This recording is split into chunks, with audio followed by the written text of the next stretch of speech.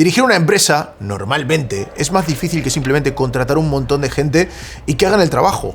Hay muchos factores muy complejos que tienen un impacto enorme y que pueden llevar al éxito total o al fracaso absoluto. Por ejemplo, una de las primeras dificultades a las que se enfrenta un director es formar un equipo, y esto es extremadamente difícil. Dicen que es una de las fases más críticas en cualquier formación de empresa o startup. Muchas empresas, de hecho, mueren en este punto. Podrías llenar una habitación con los 100 ingenieros más brillantes del planeta y el resultado del trabajo puede ser terrible, porque no hay orden, no hay dirección, o simplemente porque la gente que has contratado pues no es la correcta para el proyecto en el que estás trabajando, por muy brillante que sea su currículum. Solo basta con mirar empresas millonarias con ejércitos de ingenieros como Meta o Google, que a pesar que desde fuera parezca que lo tienen todo para triunfar, algunas veces crean productos terribles que acaban siendo grandes fracasos. Hay muchas otras responsabilidades también, como decidir qué productos se van a lanzar, cuáles no, qué características tendrá ese producto, lidiar con crisis a nivel financiero, de dinero, o también de reputación, decidir cuál va a ser la estrategia para crecer los próximos años, o una de las cosas más complicadas, saber cuándo matar un proyecto a tiempo.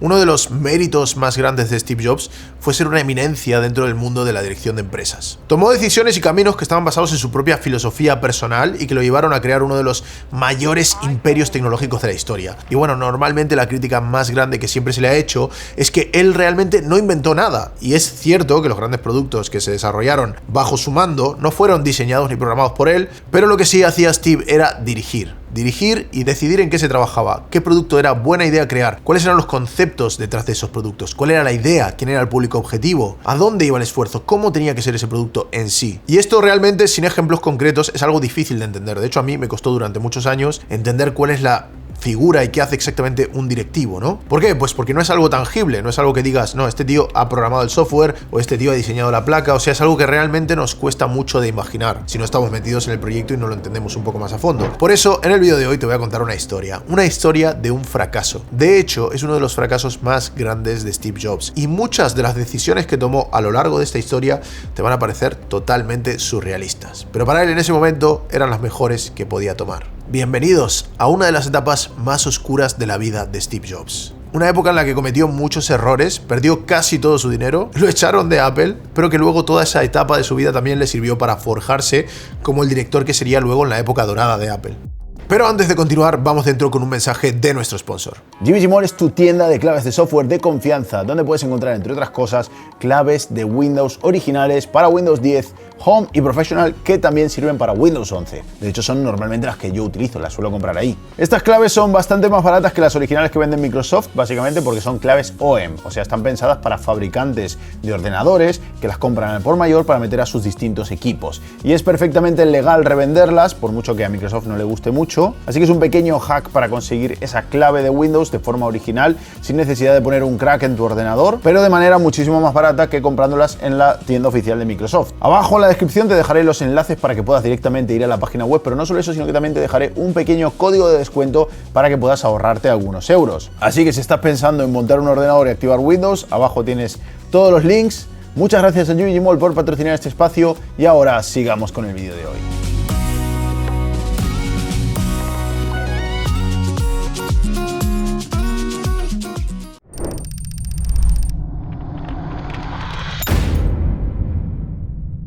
La historia de Steve Jobs comienza con una primera gran buena decisión. Cuando Steve Jobs conoció a Steve Wozniak y empezaron a crear ordenadores personales partiendo prácticamente de la nada en un garaje, nadie de su entorno pensó que ese proyecto sería más que un hobby de fines de semana. Ni siquiera HP, la empresa para la que trabajaba Steve Wozniak en aquel momento. Wozniak les suplicó que hicieran una versión comercial de su ordenador, pero le dijeron que no 5 veces. Steve Jobs, sin embargo, creía en esa idea y creía tan fuerte en ella que decidió dedicarse como un loco por todos los medios posibles a convertirla en un producto de éxito. Lo intentó de todas las formas, hasta cambió su aspecto físico para tener más credibilidad, y al final lo consiguió. En esta fase inicial, el uno sin el otro no hubiesen llegado a nada. Los dos Steves pusieron algo de ellos. Wozniak creó la tecnología y Jobs la convirtió en una empresa. El resultado fue el nacimiento de Apple Computer. En los años 80, Apple estaba en un crecimiento increíble. Después de crear el primer Apple, el Apple I, que era poco más que una manualidad, lanzaron el Apple II. y se convirtió en el favorito de mucha gente. Era fácil de usar, relativamente barato, tenía buen manual y en general era un producto mejor que el de la competencia. Gracias a él, Apple dominó completamente la primera era de los ordenadores personales. Según muchos, era la obra maestra de Wozniak, que fue quien prácticamente hizo todo el trabajo. Como estaban ganando mucho dinero, Apple contrató a unos cuantos ingenieros y crearon el Apple III. Aquí la decisión de cómo diseñarlo fue que cada uno ponga ideas de cómo le gustaría que fuera, por lo que ya no era la visión de Wozniak, sino que había un montón de ingenieros, pero sobre todo la de Steve Jobs. Jobs estaba obsesionado con el diseño y había impuesto cuál tenía que ser la forma y las medidas exactas de este nuevo Apple.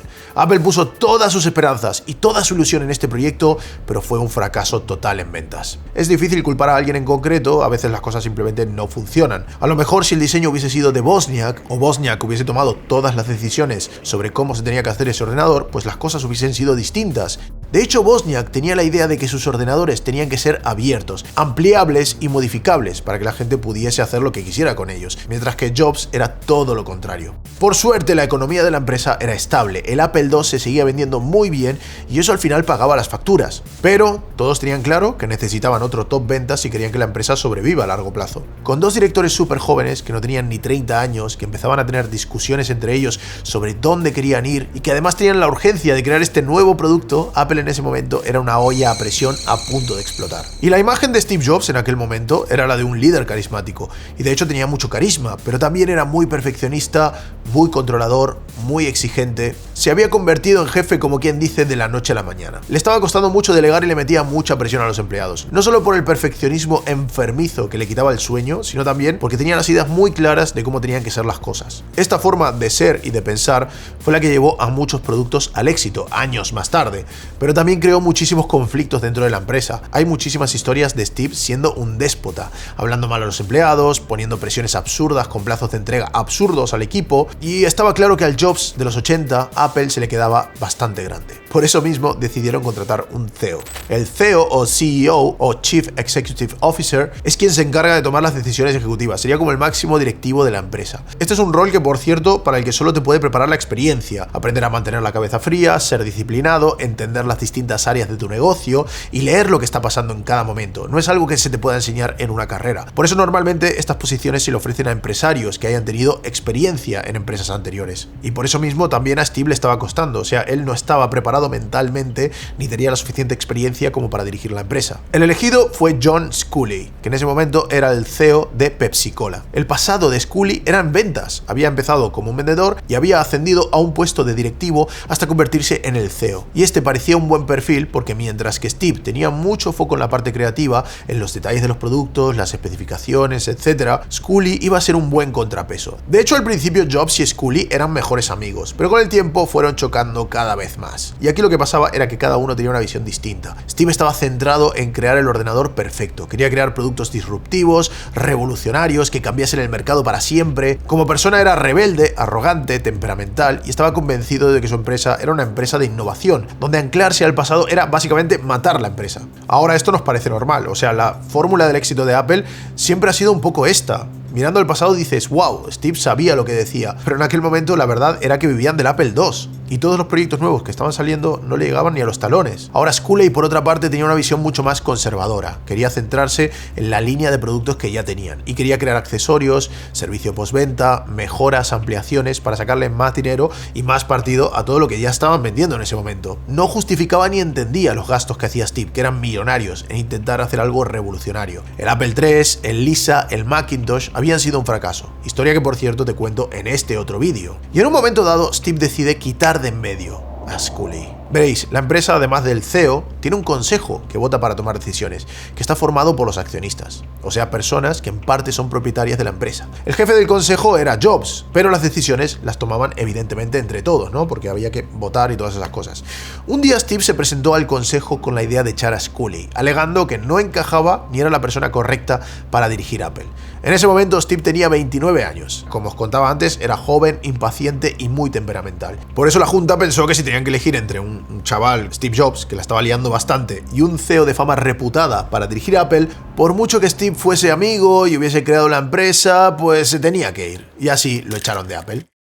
Fue un golpe durísimo, pero enseguida se dio cuenta de que, bueno, era millonario, tenía menos de 30 años y la opinión pública en general le consideraba un genio, así que tenía que volver a empezar. Decidió montar una nueva empresa, pero esta vez sin tener a Scully, sin tener una junta directiva, ni nadie que pudiese sabotear sus ideas ni que le dijesen cómo hacer las cosas. Era la oportunidad de llevar a cabo su plan maestro y demostrarle al mundo que tenía razón. La idea salió de una conversación que tuvo en 1985 con Paul Berg, un químico de la Universidad de Stanford que estaba trabajando en proyectos de genética, pero que tenía bastantes problemas a la hora de hacer ciertos experimentos. Para poneros un poco en situación, en aquella época tenías por una parte ordenadores caseros, que eran menos potentes que las calculadoras científicas que se venden hoy en día, y ordenadores empresariales de cientos de miles de dólares, pero no había realmente nada en medio. Las universidades normalmente tenían estos ordenadores tan caros, pero había una cola de espera bastante larga para poder usarlos. Y a Paul, en su departamento de Stanford, le faltaba dinero para poderse comprar uno para él. Ahora Steve, cuando trabajaba en Apple, se reunió con Paul y le mostró el Macintosh, que era el ordenador que acababan de sacar a la venta en aquel momento. Pero Paul le dijo que, bueno, que con eso no tenía ni para empezar, que se le quedaba cortísimo en potencia. Por eso, antes de irse de Apple, Steve había empezado a trabajar en un proyecto secreto, un proyecto que se llamaba a nivel interno Big Mac.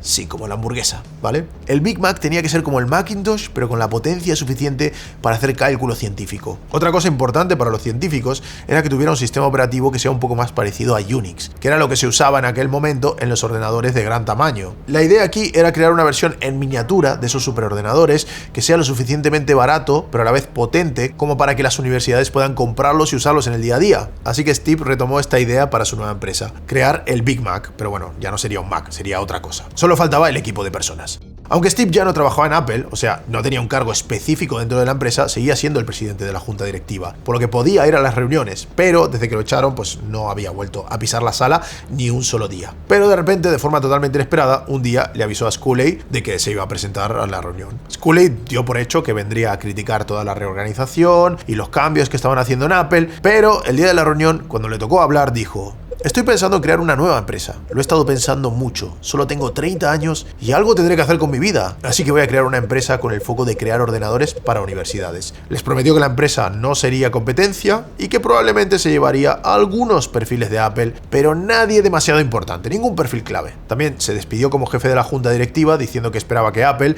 y que su nueva empresa pudiesen trabajar juntos. Incluso que a lo mejor a Apple le interesaba comprar los derechos de distribución de su nuevo ordenador o hasta licenciar software de Macintosh. A la que uno de los directivos dijo: ¿cómo que te vas a llevar empleados de Apple?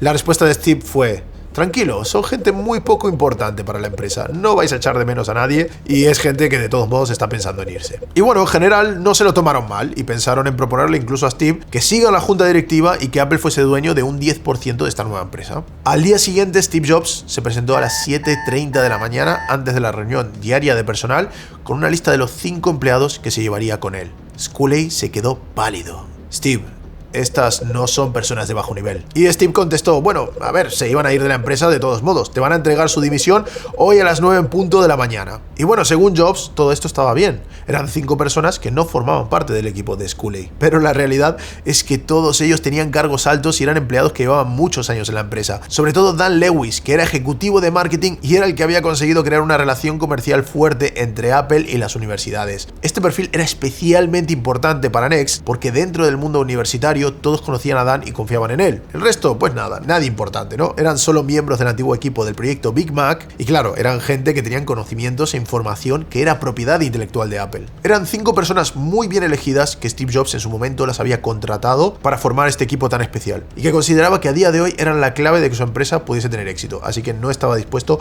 a renunciar a ellos. La junta de Apple, ya os imagináis cómo se lo tomó, o sea, furia total. Después de planear una buena venganza, fueron a la prensa y le dijeron que iban a echar a Steve Jobs de la junta directiva. Jobs se quedó en shock, escribió una carta a Scully diciendo que, a ver, primero le dicen que quieren invertir en su empresa y tener un 10%, que quieren que no dimita y que siga en la junta, y ahora van y le dicen a la prensa que lo van a echar. Por algún motivo Steve no lo entendía. Y sorprendentemente esa noticia tuvo un efecto positivo para la imagen pública de Apple. Tanto es así que subió un 7% en bolsa. Pensad que en aquella época, sobre todo para los inversores, tener a Steve Jobs y a Steve Wozniak a cargo de Apple era incómodo. Eran un par de hippies, tenían ideas raras, no transmitían mucha confianza, y menos como directivos. Ahora ninguno de los dos estaba en la empresa. Wozniak de hecho se había marchado hacía tiempo, por lo cual la empresa daba la imagen de que estaba dirigida por hombres de negocios que realmente sabían lo que hacían. También denunciaron a Steve Jobs, claro, o sea, no se quedó la cosa ahí. sí, por planear en secreto la creación de una empresa competencia de Apple y por aprovecharse del conocimiento y recursos de Apple para diseñar sus productos, además de llevarse a empleados clave de la empresa de forma secreta.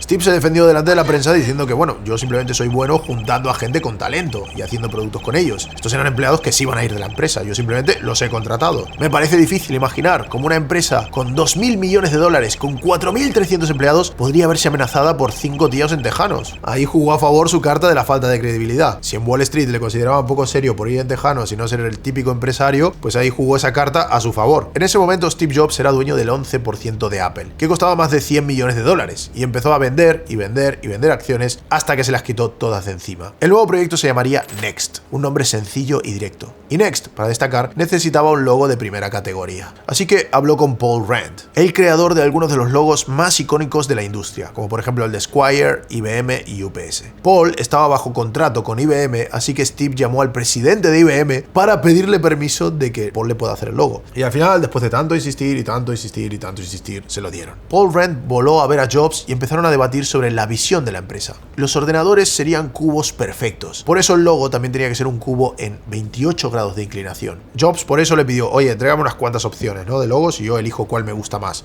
Y Paul le dijo que no, que él no da opciones. Tu empresa tiene un problema, yo te lo soluciono, tú me pagas. Puedes usar el logo, puedes no usarlo, pero me vas a pagar de todos modos. Por cierto, el precio son $100.000. A Steve le encantó el rollo que se llevaba Paul. Aceptó el acuerdo y en 2 semanas le presentó esto. Un logo amigable, espontáneo e informal, pero con autoridad como para ser un sello estampado. La palabra Next está dividida en 2 partes para llenar el cubo y la E es minúscula, que representa la educación, excelencia y también hace referencia a la fórmula E es igual a mc al cuadrado. Next no tenía productos, no tenía oficinas ni nada por el estilo, pero sí tenía un logo de $100.000. Bueno, también tenía algunos empleados robados de Apple y una demanda. El siguiente paso era contratar a los ingenieros industriales que diseñarían el ordenador. Porque claro, Steve tenía la idea de cómo tenía que ser, pero hacía falta que alguien diseñe exactamente el ordenador con sus materiales y su proceso de fabricación. Y por eso quería trabajar especialmente con Frog Design, que era una empresa alemana de diseño. Pequeño problema, Frog Design tenía un contrato de exclusividad con Apple. Un contrato que el mismo Steve Jobs había firmado cuando estaba en Apple. A ver, convencer a IBM para que le dejen hacer el logo con Paul Rand, que tenía exclusividad con IBM, fue difícil, pero bueno, esta vez iba a ser imposible. Así que Steve, al poco tiempo de recibir la demanda de Apple, les escribió un mail pidiéndoles permiso para poder trabajar con Frog Design. Y nada, les dijo que esto no iba a ser un problema porque realmente Next no tiene ni idea de qué es lo que está haciendo Apple, ni de cómo van a ser los diseños, por lo que realmente no habría conflictos de interés. Ahora, los ejecutivos de Apple cuando vieron esto alucinaron. Primero que nada, es mentira que Next no sabe qué productos va a sacar Apple, porque vamos, todo Next estaba trabajando en Apple hasta hace 2 días. Pero peor aún, cuando Wozniak se fue de Apple, intentó trabajar en su nuevo proyecto con Frog Design y Steve Jobs se lo prohibió. La cosa no tenía ni pies ni cabeza. Pero bueno, como sabéis, Steve siempre se sale con la suya. Primero resolvió la demanda de Apple, fueron a juicio y se comprometió a explícitamente promocionar sus productos como workstations de alto rendimiento para universidades, que no saldrían a la venta hasta 1987 y que de ninguna manera podrían ser compatibles con Macintosh ni con su software. Esto ya fue un golpe para Next, ya limitaba un poco las cosas que podían hacer. Después de esto siguió seduciendo e insistiendo a Frog Design hasta que Eslinger, el dueño de la firma, por fin aceptó romper el contrato que tenían con Apple y trabajar con Next, con la condición de que pudiese hacer lo que quisiera, sin que Steve Jobs le pusiera trabas. Y sí, Jobs era controlador, posesivo, perfeccionista y se metía en todos los detalles. Pero a los artistas de alto nivel como Rand y Eslinger les daba el brazo a torcer porque tenía debilidad por estos genios creativos. La única exigencia de Jobs era que los ordenadores tenían que ser cubos perfectos. Cada lado tenía que ser exactamente un pie de largo y cada ángulo tenía que ser de exactamente 90 grados. En esa época, sobre todo, normalmente los ingenieros creaban primero un producto funcional, con su electrónica, su PCB, sus disipadores, chips, etc. Y luego creaban una caja que lo único que hacía era rodear el producto y que simplemente sirva para transportarlo y que no coja polvo. La idea de Steve Jobs era que el ordenador tenía que ser una obra de arte y eso complicaba mucho las cosas. Una placa base normal y corriente no cabe en un cubo, había que rediseñar muchos conceptos y resolver unos cuantos problemas. El tema es que la industria tiene unos estándares de cómo se tienen que hacer las cosas y si tú quieres algo distinto, hay muchas cosas que las vas a tener que crear de cero y las vas a tener que cambiar a muchos niveles de tu proceso de fabricación. Es más, el hecho de que tuviese que ser un cubo perfecto lo hacía súper difícil de fabricar. La mayoría de ordenadores que se fabricaban en aquella época y se hacían en un molde de inyección tenían los ángulos ligeramente más grandes de 90 para poder sacar la pieza de forma fácil del molde. Esto es lo que se conoce como ángulo de desmoldeo. Pero en este ordenador no se podía hacer porque básicamente arruinaría la pureza y la perfección del cubo, por lo que cada uno de los laterales se tenía que fabricar por separado. Los moldes para hacer el cubo de Next costaron $650.000 y estaban fabricados en un taller de Chicago. Cuando los recibieron y fabricaron las primeras tapas, vieron que había una pequeña rayita, muy pequeña, que apenas se notaba, así que Steve Jobs voló a Chicago y convenció a los fabricantes del molde para que lo hicieran de nuevo. Y los convenció porque, joder, si Steve Jobs en persona viene a tu fábrica y te dice que tu trabajo es inaceptable, pues lo repites. Incluso hizo que la empresa comprase una lijadora de $150.000 para terminar de pulir las aristas que unían las piezas. Por cierto, la carcasa sería de magnesio y tenía que ser negro mate. Y esto lo hacía mucho más difícil porque cualquier marca o cualquier desperfecto se veía con mucha facilidad. El monitor tenía que ser curvado, tenía que ser ajustable en inclinación, los tornillos en la parte interior tenían que estar cromados e incluso la parte interna del ordenador tenía que ser negro mate, exactamente igual que la exterior, aunque nadie la viera. Cuando el equipo de Steve le intentaba hacer entrar en razón diciéndole que todo esto era demasiado caro, él básicamente contestaba diciendo que eran unos cobardes. O sea, la gente que se había ido de Apple estaba un poco asustada, ¿no? O sea, no tenía sentido nada de lo que estaban viendo. Y de hecho los ingenieros pasaron noches enteras intentando convertir toda esta larga lista de requisitos en un producto real. El padre de Steve era un manitas y le había enseñado que un trabajo bien hecho era perfecto no solo por fuera sino también por dentro. Que nadie vaya a ver el interior no es una excusa para que sea una chapuza. Y esto lo había aplicado en su empresa. Ya lo hacía en Apple, pero allí había mucha gente que le paraba los pies y le decía, oye, esto no se puede hacer. Aquí en Next, Steve había puesto todos sus millones y se hacía lo que él decía, sin restricciones. Dentro de los 10 primeros empleados de la empresa había un diseñador de interiores que era el encargado de diseñar la sede de la empresa. Steve alquiló un edificio que tenía un diseño que estaba muy bien, pero hizo que lo desmontaran absolutamente todo y lo volvieran a construir, cambiando todas las paredes por paredes de cristal, la moqueta por madera. Y al final, unos años más tarde, cuando se mudaron a otra oficina todavía más grande, a un edificio que estaba recién construido, también lo reformaron entero. Cogieron los ascensores que estaban en la entrada y los movieron de sitio para que la entrada del edificio fuera todavía más espectacular. Y encargó a Ian Pei, que probablemente lo conozcáis por trabajos como la pirámide del Louvre, que diseñara unas escaleras de cristal que pareciera que flotasen en el aire. Es más, Pei le dijo, esto es imposible, no lo vas a poder hacer. Pero bueno, Steve le dijo que sí se podía y al final se pudo. Pero lo más extremo de todo fue construir una fábrica totalmente automatizada. Esto ya lo había hecho para el Macintosh y no le había salido muy bien, pero ahora que podía hacer lo que quería, lo iba a hacer todavía peor. Todas las máquinas de la fábrica se pintaron de distintos colores, pero los colores no le terminaban de convencer, así que probaron distintas combinaciones de colores a ver cuál quedaba mejor. Después de montar y desmontar las máquinas, pues evidentemente alguna no funcionaba y hubo que hablar con los ingenieros de Alemania, que eran los que habían fabricado la máquina, para que vengan a arreglarlas. Las paredes eran de color blanco nuclear, lo cual hace que haya que tener muchísimo cuidado de no ensuciar nada, y mandó a hacer unas sillas a medida en cuero negro de unos $20.000. Ah, y una escalera hecha a medida, como la de la sede de Next, pero para la fábrica. También hizo montar las fábricas de tal manera que las piezas moviesen las placas y los circuitos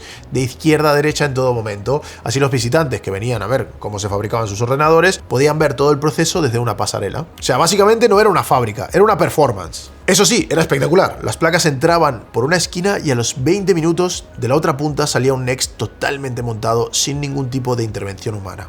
Eso en aquella época era totalmente revolucionario.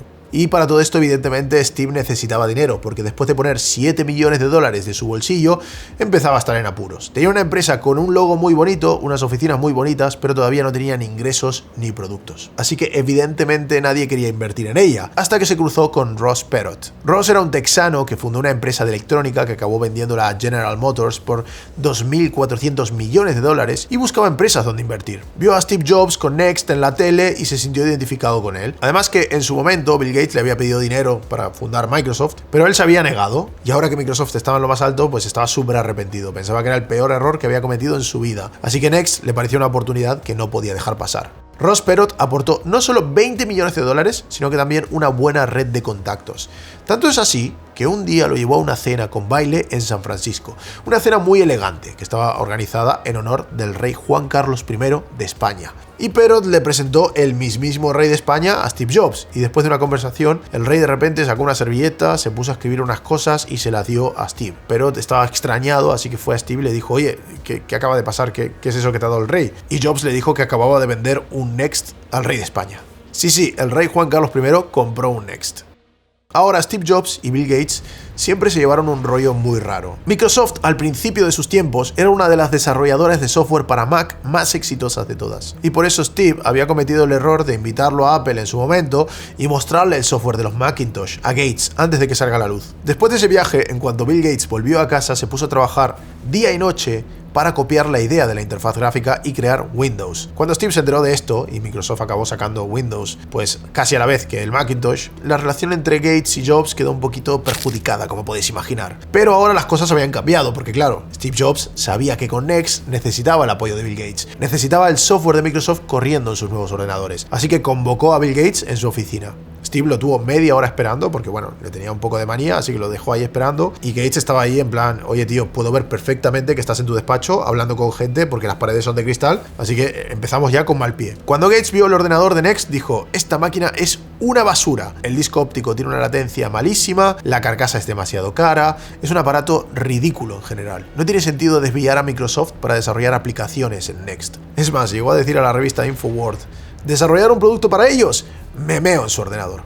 Uno de los motivos más profundos por los que Gates y Jobs no podían trabajar juntos era que pensaban de forma totalmente distinta. Jobs quería crear un ecosistema cerrado, o sea, quería que Next fuera una máquina con puertos especiales, un sistema operativo especial, con programas especiales que no tendrían nada que ver con todo lo que estaban haciendo las otras empresas. Si compras Next, te casas con Next. Bill Gates, por otra parte, estaba centrado en que distintas empresas creasen ordenadores compatibles entre ellos, que todos llevasen el mismo sistema operativo, como pasó con Windows, que Windows no está ligado a ninguna marca en concreto. De esa forma da igual la marca del ordenador que te compres, cualquier programa hecho para Windows se puede ejecutar sin problema. Y en aquella época la mayoría de marcas seguían usando ese modelo de ecosistema cerrado. Esto era como se habían hecho siempre las cosas. Cada empresa tenía su hardware y también se hacía su software, pero el mercado estaba cambiando y la nueva tendencia la estaba marcando Microsoft.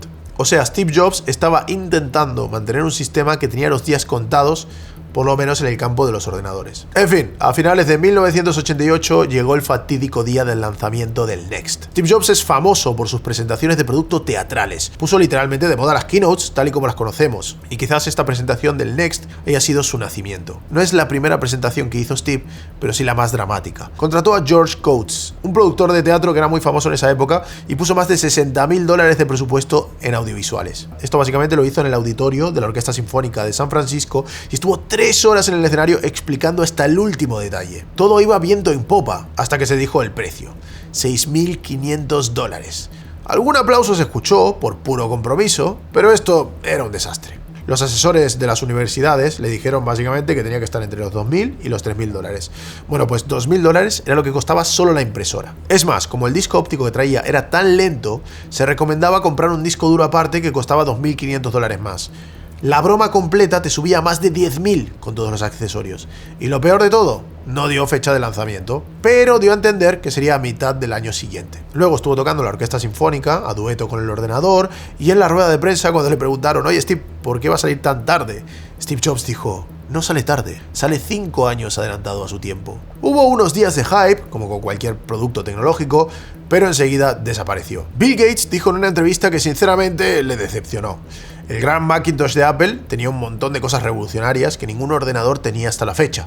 Ahora el Next te permitía enviar notas de voz por mail, leer textos, traía un diccionario, una colección de citas de Oxford, tenías los libros de Shakespeare con un buscador y un montón de trucos de magia, pero nada realmente revolucionario. Cuando lanzaron por fin a la venta el Next, la fábrica estaba preparada para producir 10.000 unidades al mes, pero las ventas no superaron los 400 mensuales. La prensa empezó a hablar de lo mal que le estaba yendo a Next, sobre todo de cómo en una época donde la industria iba hacia los sistemas abiertos, ellos estaban haciendo todo lo contrario, y si el gran problema era la pequeña cantidad de software que realmente podías correr en estas máquinas, porque Next realmente era todo lo incompatible que podía ser. O sea, ningún programa del mundo podía correr en su máquina, solo programas hechos para Next. Además, querían vender workstations, o sea, ordenadores de alto rendimiento, pero que al mismo tiempo fueran personales. Y en esa época lo tenían crudo contra Sun Microsystems, que en aquella época andaba en su máximo esplendor, teniendo unos ingresos 100 veces más grandes que los de Next. Unos 3 años más tarde la cosa ya era insostenible, así que Steve Jobs se tuvo que resignar.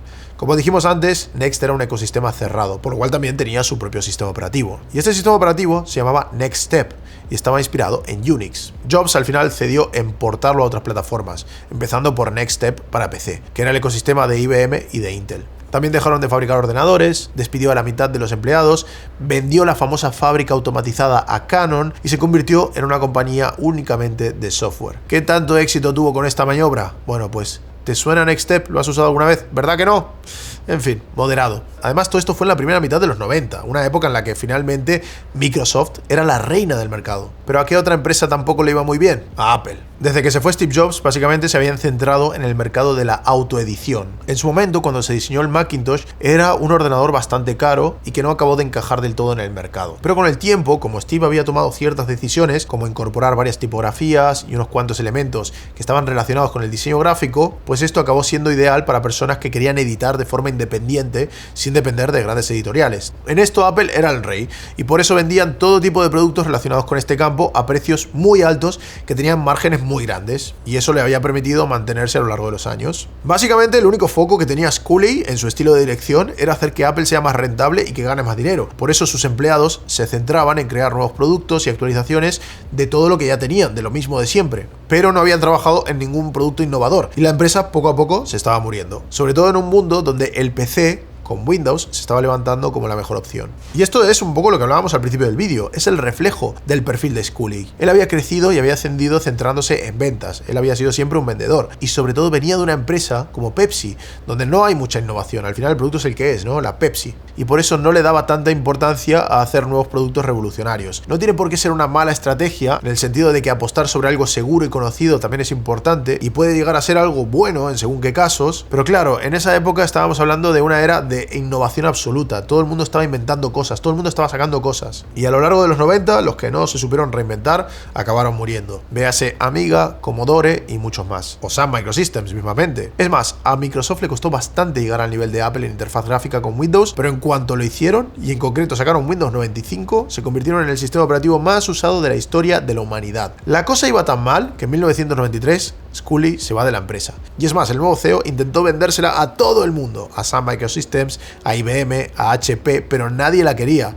Al final llegó 1996 y solo había un 4% de usuarios en el mundo que tenían Mac. Entró un nuevo CEO, Gil Amelio. Cuando Jobs se enteró de que Amelio había entrado en Apple, lo fue a visitar a su despacho y le propuso un plan que le dejó de piedra. Quiero que me ayudes a volver a Apple.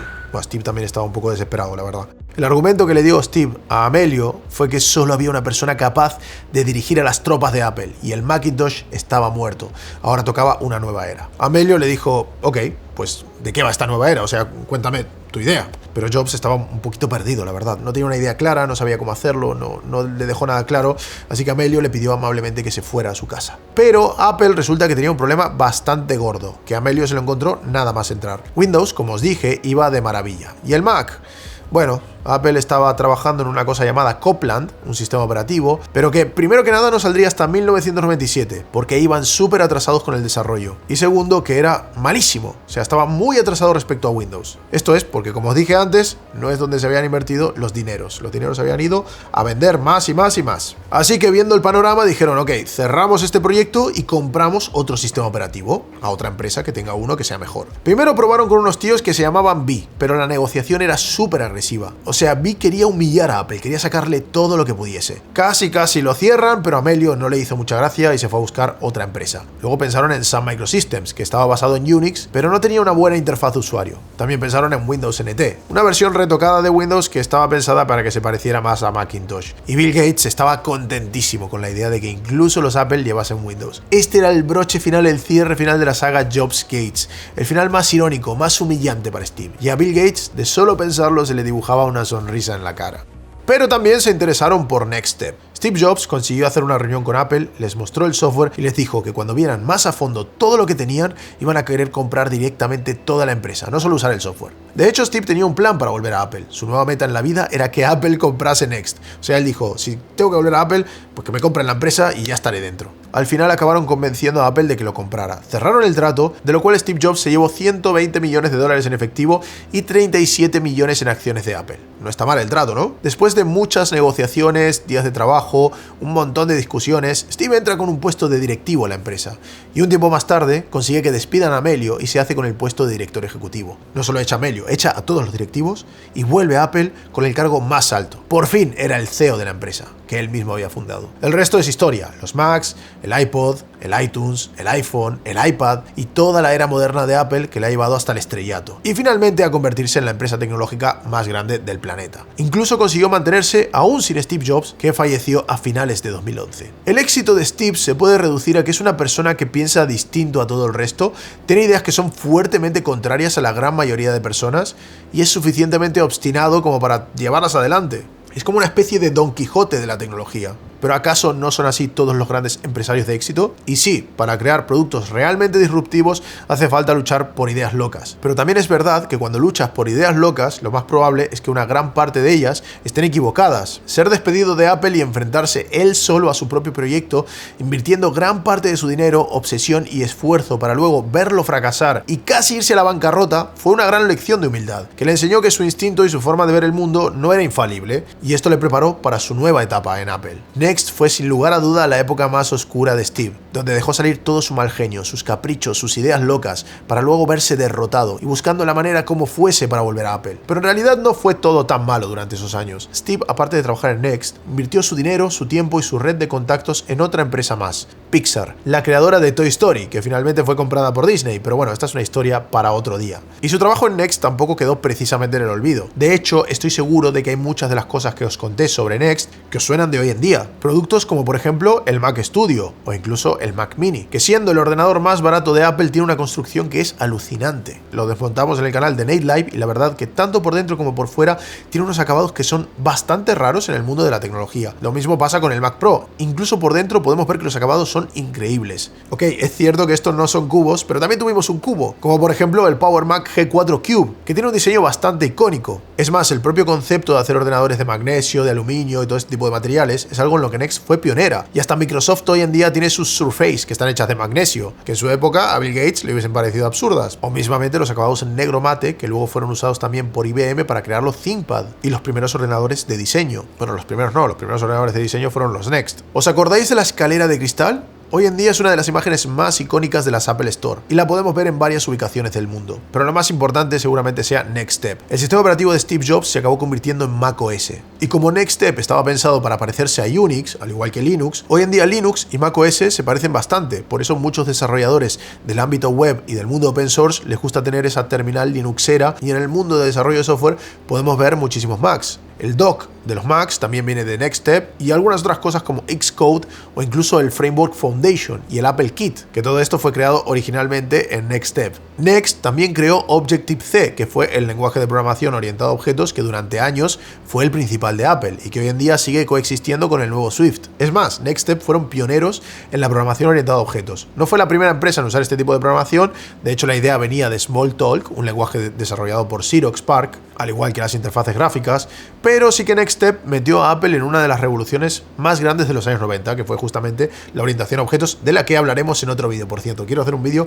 hablando de la orientación a objetos. En otras palabras, Next fue un fracaso muy amargo, pero su código y sobre todo su filosofía sigue a día de hoy en Apple. Porque no solo fue el legado, o sea, no solo fueron las cosas que Apple le compró a Next y que luego implementaron dentro de la empresa, sino que Steve trajo esa filosofía de hacer los productos con un enfoque en el diseño, y esa fue la nueva identidad de Apple a partir de los años 90. Solo que esta vez ya sabía que tenía que ser más cauto, más atento a los gastos, menos arrogante, y en general hacía lo mismo que venía haciendo, pero con una actitud más sabia y más madura. Si te ha gustado este vídeo, ya sabes lo que tienes que hacer. Déjame una manita para arriba, suscríbete al canal y nos vemos en el próximo vídeo.